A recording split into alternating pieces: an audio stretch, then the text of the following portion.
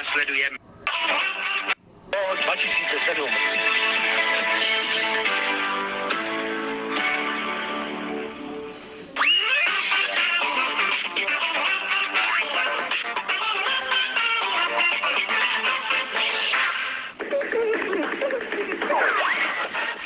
Následuje Medvídek Rudík na programu Minimaxu.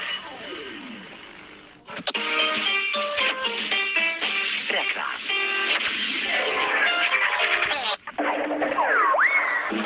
Když tě tvůj sourozenec zbožňuje a milují tě i tvoji kamarádi, asi ten nejkrásnější dáreček, který ti tvoji rodiče dostali, tak se ti nemůže stát nic zlého.